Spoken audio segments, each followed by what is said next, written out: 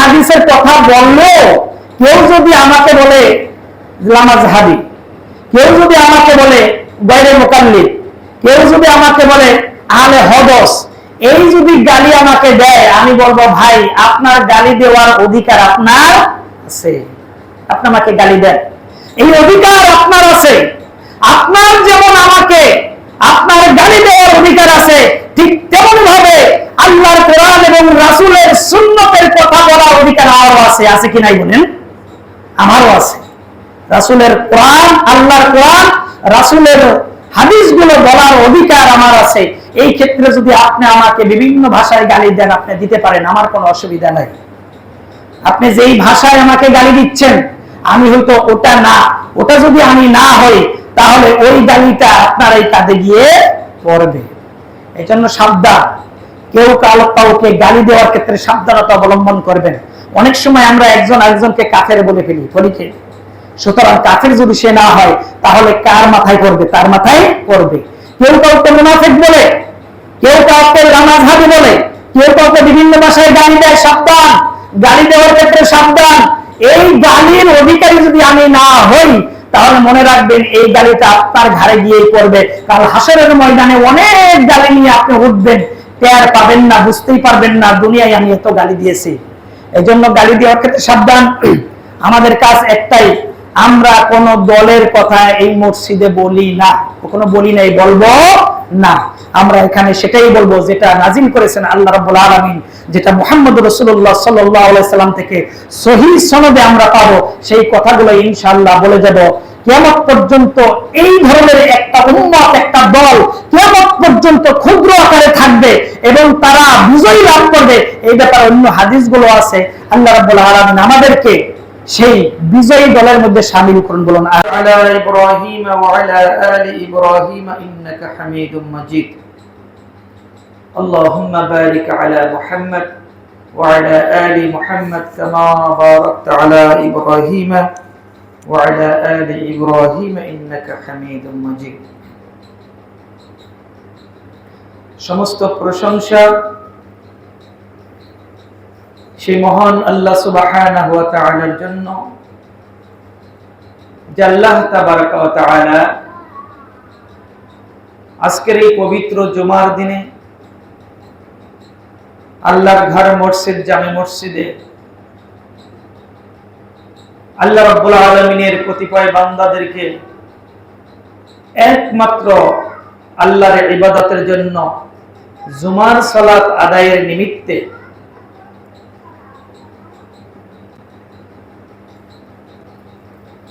আল্লাহ রাব্বুল আলামিন আমাদেরকে তৌফিক ইনায়েত করেছেন। এজন্য আমরা সকলেই কালিমাতুশ শুকর আদায় করছি এবং আল্লাহ রাব্বুল আলামিনের শুকরিয়া স্বরূপ সকলেই পড়ছি আলহামদুলিল্লাহ। দুরূদ এবং সালাম বর্ষিত হোক প্যারা নবী মুহাম্মদুর রাসূলুল্লাহ সাল্লাল্লাহু আলাইহি ওয়াসাল্লামের প্রতি। আল্লাহুম্মা সাল্লি আলাইহি আল্লাহুম্মা বারিক আলাইহি। সম্মানিত মুসল্লিয়ানে কেরাম, আমি আপনাদের সামনে আজকে জুমার খুতবার যে আলোচ্য বিষয় পেশ করার চেষ্টা করব, সেটা হলো সালাতে দণ্ডায়মান হওয়া, অর্থাৎ দাঁড়িয়ে সালাত আদায় করা একটি ফরজ রুকুন, এবং এই ফরজ রুকুনটা আদায় করলে আমাদের জন্য দুনিয়া এবং আখিরাতে কি কল্যাণ রয়েছে, এই ব্যাপারে পবিত্র কোরআন এবং সহিহ হাদিসের আলোকে সংক্ষিপ্ত এবং তথ্যবহুল কিছু আলোচনা পেশ করব ইনশাআল্লাহ। ওমা তৌফিকি ইল্লা বিল্লাহ আলাইহি তাওয়াক্কালতু ওয়া ইলাইহি উনীব। সর্বপ্রথম কথা হলো এই যে সালাতের মতো এমন একটি গুরুত্বপূর্ণ ইবাদত, যেই ইবাদত আমরা কষ্ট করে করি, যেই ইবাদতের জন্য আমাদের কাজকর্ম বিরত রেখে বিবিবাল বাচ্চাদেরকে সময় না দিয়ে ক্ষেত খামার এমনকি ব্যবসা বাণিজ্য অফিস চাকুরি বাদ দিয়ে কেবলমাত্র আল্লাহর জন্য যেই সালাত আদায় করি, এই সালাত আদায়ের মাধ্যমে যদি প্রকৃতপক্ষে আল্লাহকে খুশি না করতে পারি, তাহলে এই সালাতটা হবে পণ্ডশ্রম, অর্থাৎ শ্রম দিলাম কিন্তু এই শ্রমের বিনিময়ে আল্লাহর কাছে কিছু পেলাম না। তাহলে এই ধরনের সালাতের দ্বারা দুনিয়া এবং আখিরাতে আমাদের জন্য কোনো কল্যাণ নাই। আর যদি বিষয়টা হয় এমন যে আল্লাহর জন্য সালাত আদায়ের উদ্দেশ্যে আসলাম, এই সময়টা আমি দুনিয়ার অন্য কাজে ব্যয় করতে পারতাম কিন্তু করলাম না, না করে কেবলমাত্র আল্লাহকে খুশি করার জন্য সালাতে আসলাম, এই সালাতের মাধ্যমে দুনিয়া আখিরাত উভয় জগতে আমার জন্য, আমার পরিবারের জন্য, আমার সমাজের জন্য একটা কল্যাণ বয়ে আনলো, তাহলে এই সালাতটা হবে সঠিক সালাত। এই সালাতের মধ্যে একটি গুরুত্বপূর্ণ ফরজ কাজ হলো দাঁড়িয়ে সালাত আদায় করা, আল্লাহর সামনে দণ্ডায়মান হওয়া। এর চাইতে গুরুত্বপূর্ণ কোন ইবাদত আর হতে পারে না। কারণ মানুষ সাধারণত বসে থাকার অভ্যস্ত, শুয়ে থাকার অভ্যস্ত, কিন্তু দাঁড়িয়ে বেশিক্ষণ থাকতে সে অভ্যস্ত নয়। তাহলে যেই মানুষ শুয়ে বসে কাটাইল, সেই মানুষ আল্লাহর সামনে দাঁড়িয়ে রইল। তাহলে এই যে একটি গুরুত্বপূর্ণ রুকুন, এই রুকুনটা আদায়ের জন্য আল্লাহ সুবহানাহু ওয়া তাআলা আমাদেরকে নির্দেশ দিয়েছেন।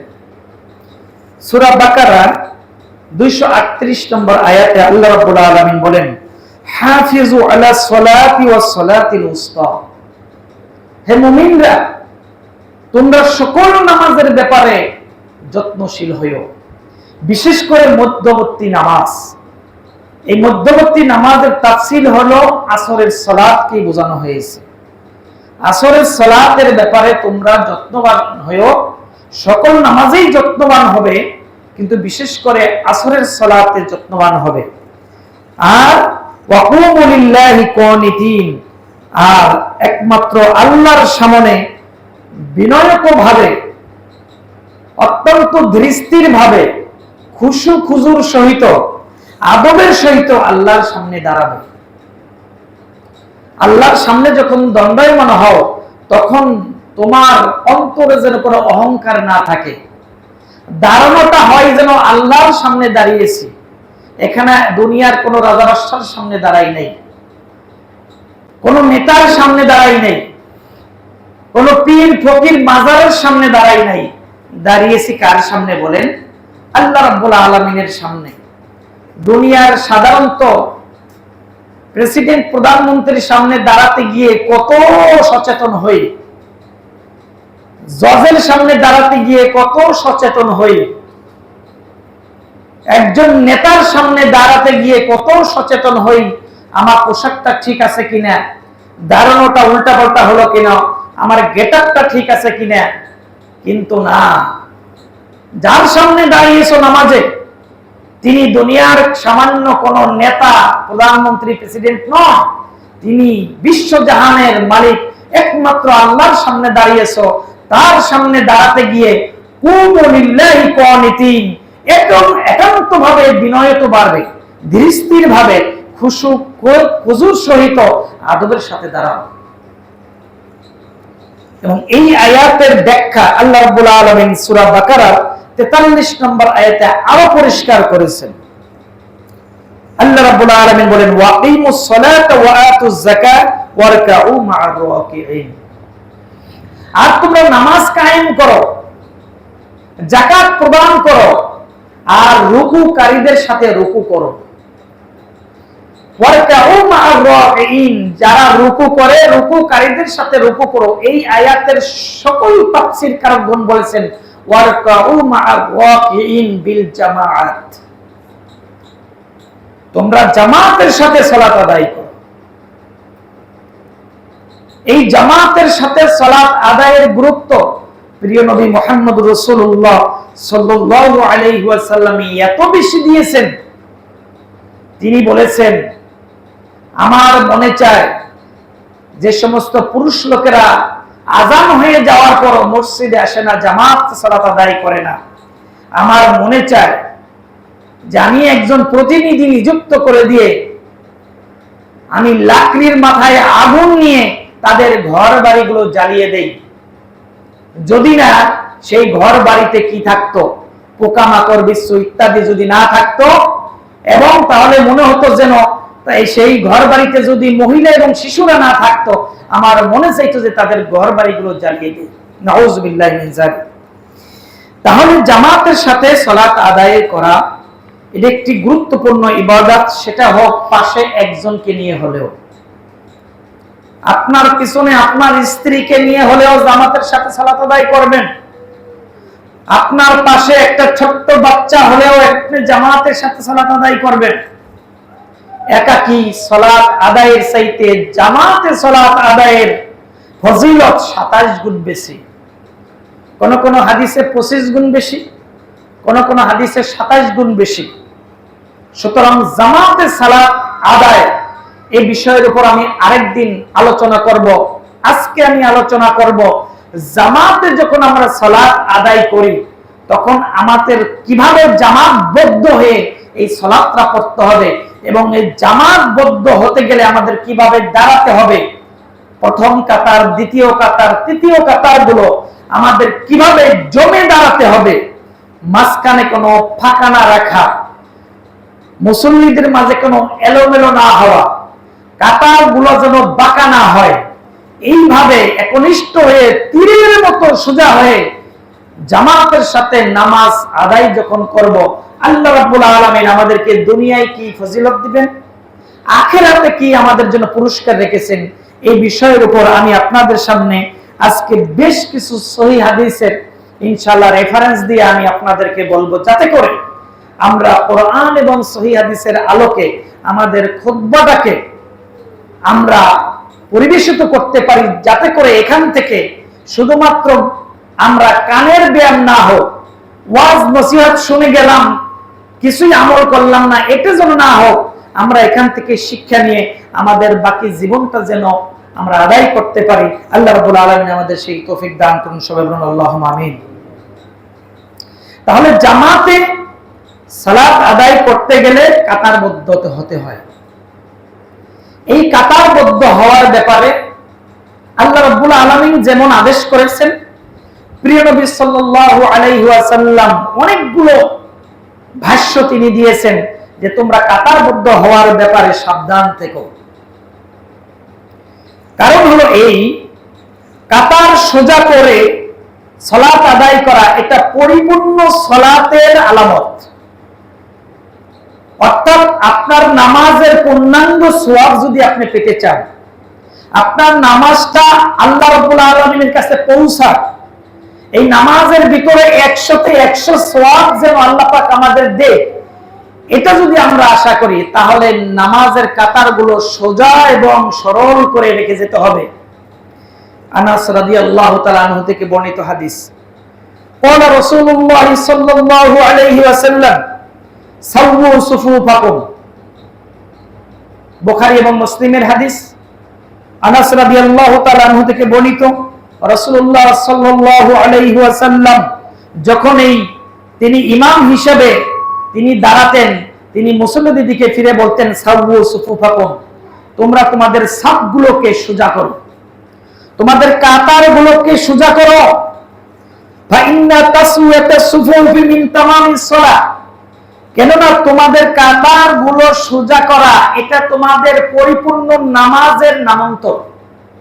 তোমাদের নামাজটা যেন পরিপূর্ণ একটি নামাজে পরিণত হয়, এটার প্রথম আলামতটা হলো কি, কাতার সোজা করা।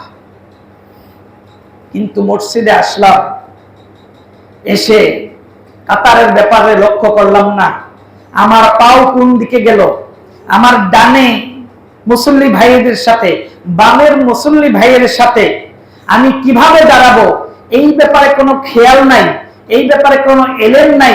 আসলাম আর আল্লাহু আকবার বলে দাঁড়িয়ে গেলাম, নামাজ পড়লাম, টুকটাক করে দিলাম আর মসজিদ থেকে বের হয়ে গেলাম। এই নামাজ পরিপূর্ণ নামাজের আলামত নয়। আল্লাহর নবী বলেছেন ফাইন্না তাসওয়াতাস সুফুফি, কেননা কাতার সোজা করে দাঁড়ানো মিন তামামিস সালাত, সালাতের পরিপূর্ণতা লাভ করে। কারণ হলো এই যে আমরা বাড়ি থেকে মসজিদ পর্যন্ত আসলাম, এই মসজিদে যতগুলো মুসল্লি আসবে সকল মুসল্লি সমান সওয়াব নিয়ে মসজিদ থেকে বের হতে পারবে না। কারণ আল্লাহ রাব্বুল আলামিন 100-তে 100 নাম্বার দিতে চান। পরিপূর্ণ নামাজের নাম্বার কত? 100। কিন্তু সকল মুসল্লি 100-তে 100 পাবে না। কোন মুসল্লি 100-র মধ্যে 90 পাবে, কোন মুসল্লি 100-র মধ্যে 60 পাবে, কোন মুসল্লি 100-র মধ্যে 33 নিয়ে কোন রকম পাস করবে, আবার কোন মুসল্লি 33-এর নিচে যাইয়া কি করবে, কোন রকম নাম্বার পাবে, কোন মুসল্লি কোনো সওয়াবই পাইব না। কেন? কারণ নামাজের কাতারের ভিতরে সে লক্ষ্য করে নাই, নামাজের কাতারের মধ্যে সে সাবধানতা অবলম্বন করে নাই। আল্লাহর নবী তাই বলেছেন ফাইন্না তাসওয়াতাস সুফুফি মিন তামামিস সালাত, কেননা কাতার সোজা এটা হলো নামাজ, পরিপূর্ণ নামাজ হওয়ার আলামত। এই হাদিসটি রয়েছে বুখারী 723 নম্বর হাদিস এবং মুসলিমের 433 নম্বর হাদিস। কাতার যদি সোজা না করে, কোন মুসল্লির কারণে যদি কাতার বাঁকা হয়ে যায়, কোন মুসল্লির কারণে যদি কাতার বিশৃঙ্খলা তৈরি হয়ে যায়, তাহলে আল্লাহ রাব্বুল আলামিন এই মুসল্লিদের ভিতর অন্তরের মধ্যে বিভেদ সৃষ্টি করে দিবেন।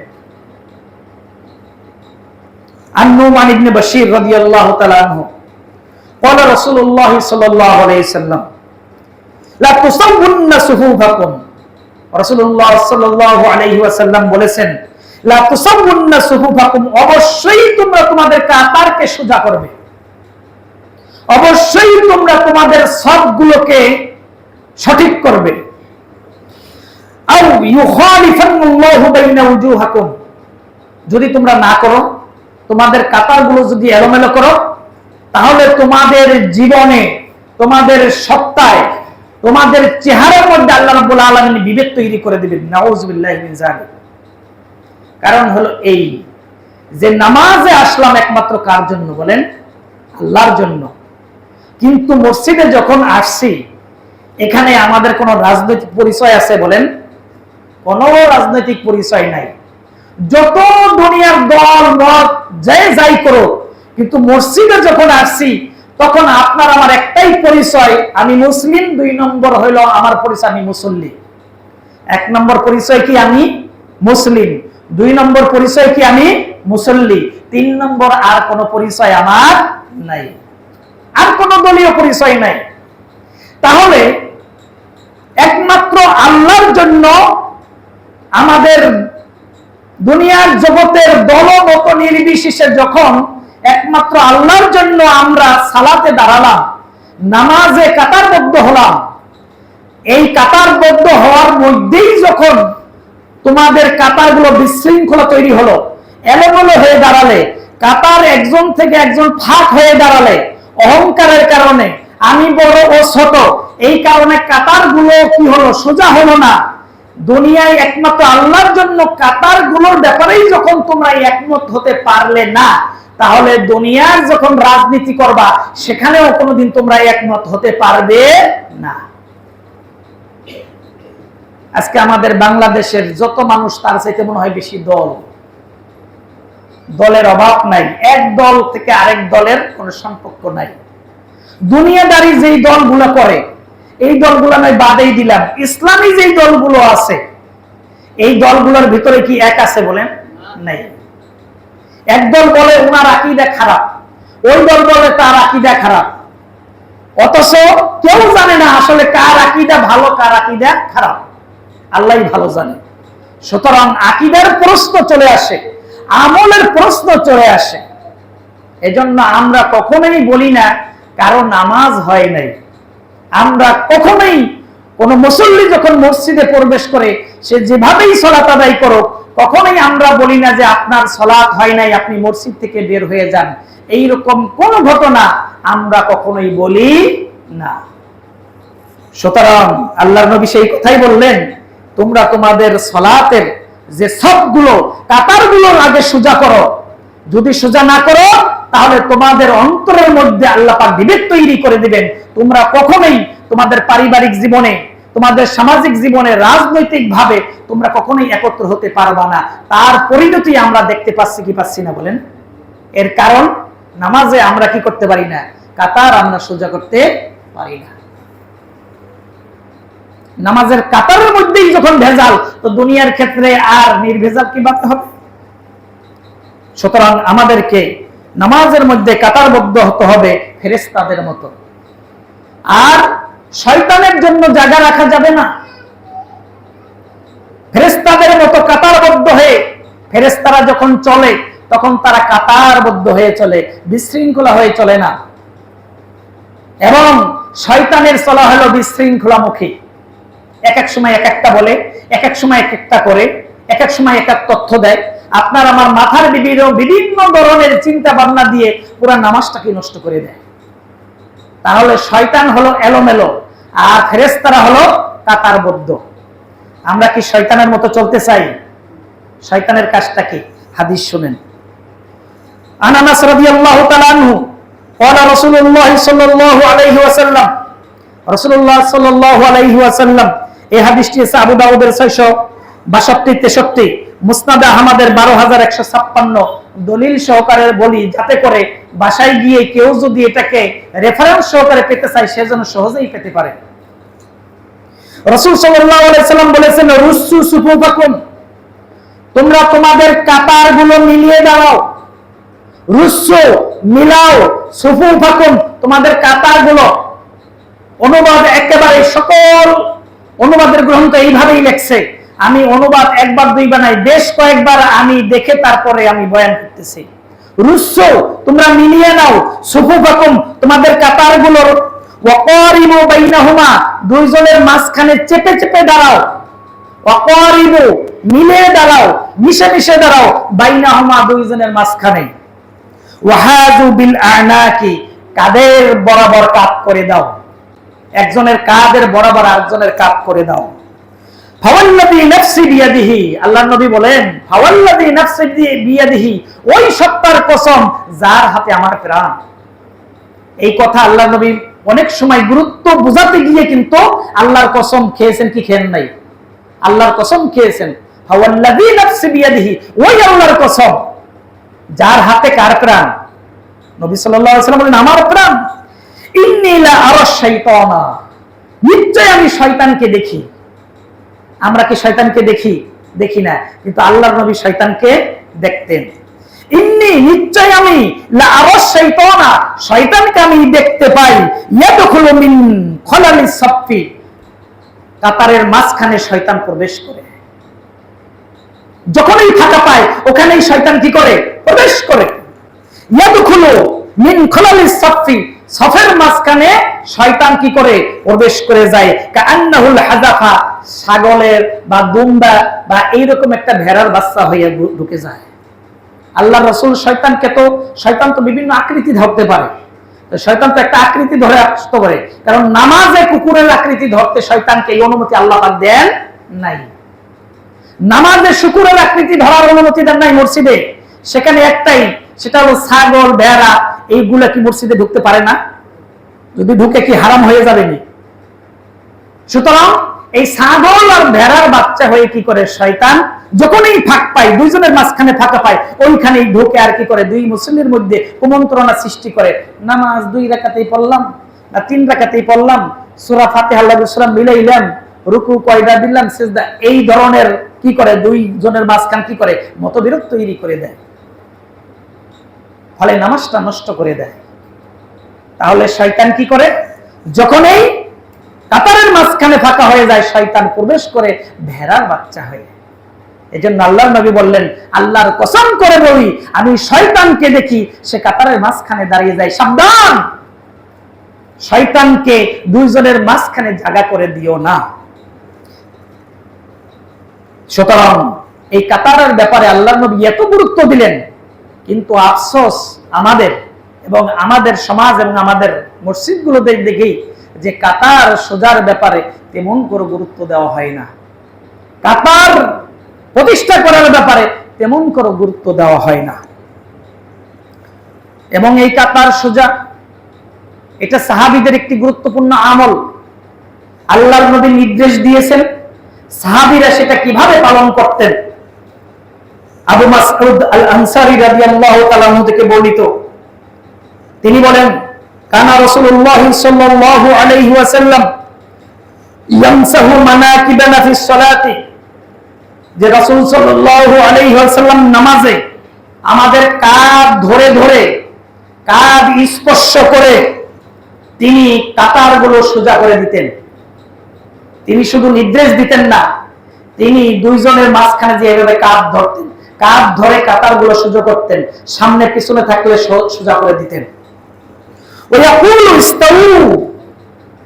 এবং তিনি বলতেন যে তোমরা কি করো, কাতার সোজা করে দাও, ওয়ালা তাখতালিফু, আর তোমরা পরস্পর বিরোধ তৈরি করো না, পরস্পর বিচ্ছিন্ন হয়েও না, তোমরা একজন থেকে আরেকজন দূরে থেকো না। ফাতাখতালিফু কুলুবিকুম, যদি তোমরা কাতার সোজার ব্যাপারে গুরুত্ব না দাও, আল্লাহ তোমাদের অন্তরের ভিতরে অনৈক্য সৃষ্টি করে দিবেন। নাউযুবিল্লাহি মিন যালিক। তাহলে চিন্তা করছেন, আজকে আমরা সমাজে আমাদের ভিতরে যে অনৈক্য, বিশৃঙ্খলা, মারামারি, হিংসা, এটা সূত্রপাত কোথায় থেকে চিন্তা করছেন? আজকে দেখেন যে ইহুদি খ্রিস্টান অন্যান্য জাতির সাথে মুসলমানদের ভিতর যেন হিংসাটা বেশি আরো। তাহলে কেন? যে আমরা নামাজে কাতার সোজার ব্যাপারে, কাতারের ব্যাপারে আমরা কোনো গুরুত্ব দেই না। আল্লাহ নবী সেই কথাই বলেন যে নামাজের কাতারের ব্যাপারে তোমরা বিচ্ছিন্নতা অবলম্বন করিও না, যদি করো ফাতাখতালিফু কুলুবিকুম, আল্লাহ তোমাদের অন্তরের ভিতর বিচ্ছিন্নতা তৈরি করে দিবেন।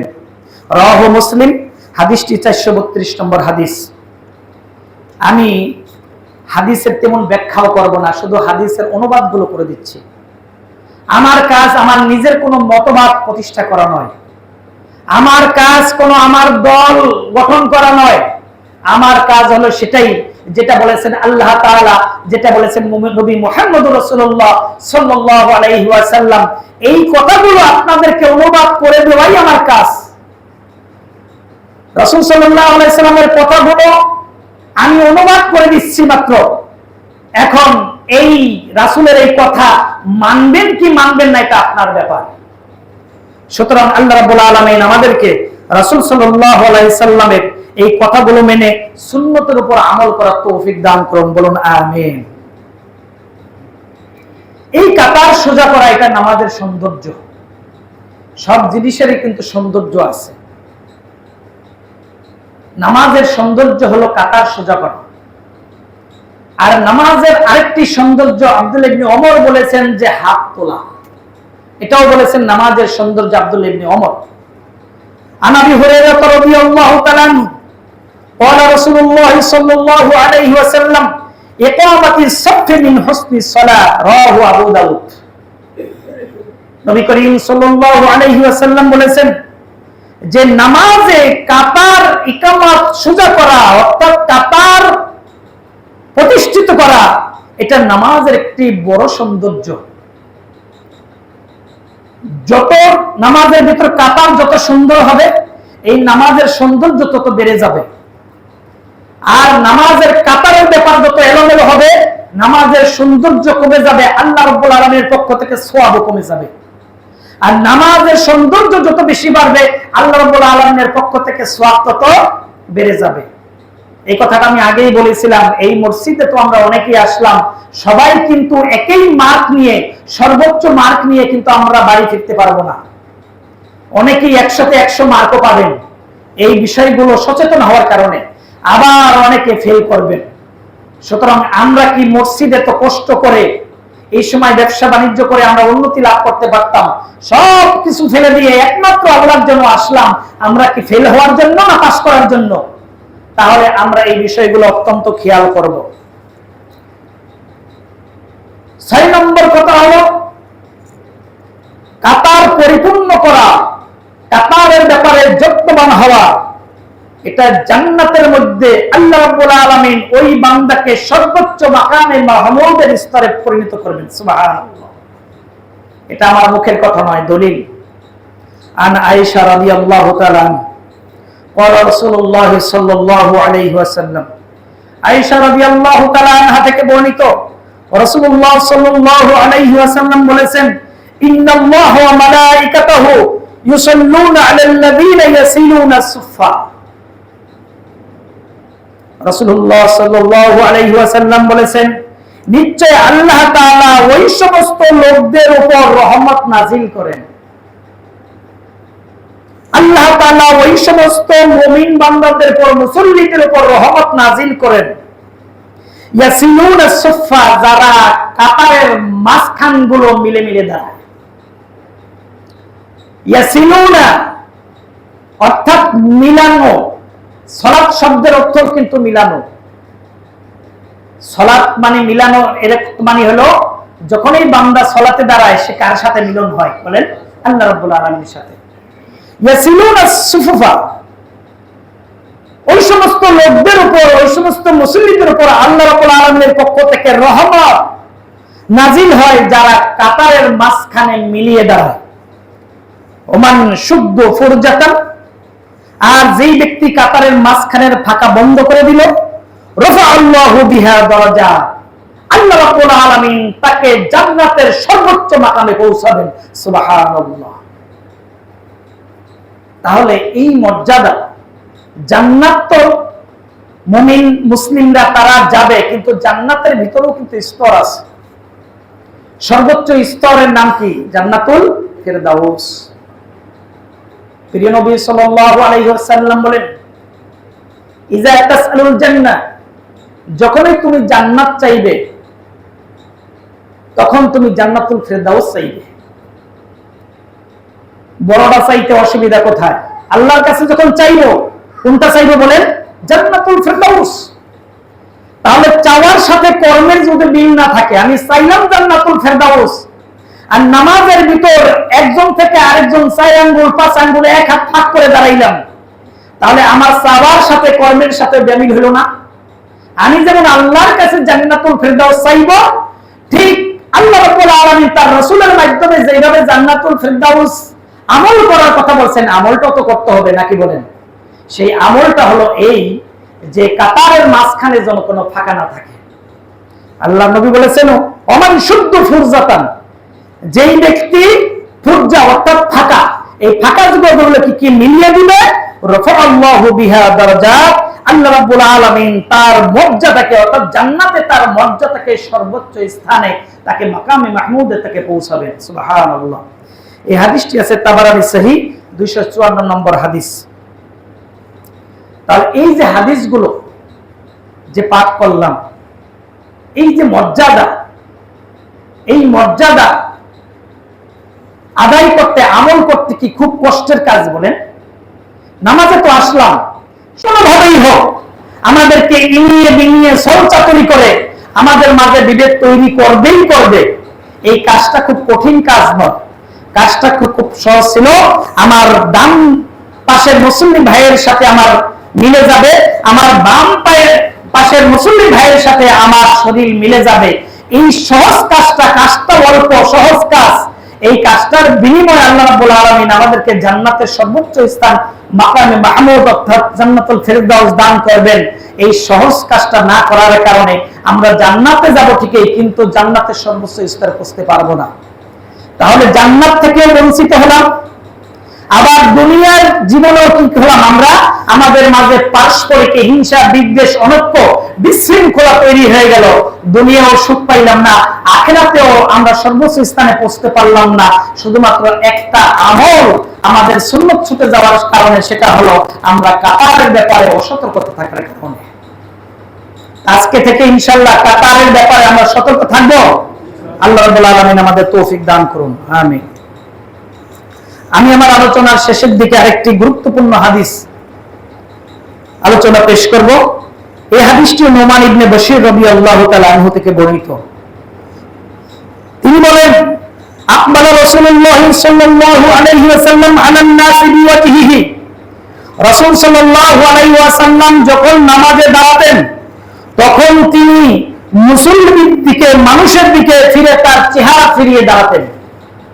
তার মানে যখন ইকামত হতো, কাতার যখন সোজা হতে থাকতো, আল্লাহর রাসূল কোন দিকে ফিরে তাকাতেন? মুসল্লিদের দিকে ফিরে তাকাতেন। আকবালা, ফিরে দাঁড়াতেন রাসূলুল্লাহ সাল্লাল্লাহু আলাইহি ওয়াসাল্লাম নাস, মানুষের দিকে, বিওয়াজহিহি, তার চেহারা। পরিষ্কার অনুবাদে কোনো সমস্যা নাই, যে কেউ অনুবাদ করতে পারে। আল্লাহর নবী তার মুখমণ্ডল মানুষের দিকে ফিরে তাকাতেন। ফাকালা, এরপর তিনি বলতেন, আকিমু সুফুফাকুম, তোমাদের সবগুলোকে, কাতারগুলোকে প্রতিষ্ঠা করো, তোমাদের কাতারগুলোর ব্যাপারে যত্নবান হও, তোমাদের কাতারগুলোকে সোজা করে দাঁড়াও। সালাসান, কয়বার বলতেন? 3 বার বলতেন। আকিমু সুফুফাকুম, আকিমু সুফুফাকুম, আকিমু সুফুফাকুম সালাসান, 3 বার বলতেন এই কথাটা। আল্লাহি, এরপর আল্লাহর নবী বলতেন, আল্লাহর কসম, লা তুকিমুন্না সুফুফাকুম, তোমরা অবশ্যই তোমাদের কাতারগুলোর ব্যাপারে যত্নবান হবে, তোমাদের কাতারগুলো প্রতিষ্ঠা করবে। আও লা ইউখালিফুন্নাল্লাহু বাইনা কুলুবিকুম, যদি তোমরা তোমাদের কাতারের ব্যাপারে অসতর্ক হও, কাতারগুলো যদি সোজা করে না দাঁড়াও, তাহলে অবশ্যই আল্লাহ তোমাদের অন্তরের মধ্যে বিভেদ তৈরি করে দিবেন। নাউযুবিল্লাহি মিন যালিক। তোমরা দুনিয়ার জমিনে তোমাদের ভিতরে একতাবদ্ধ হবে না।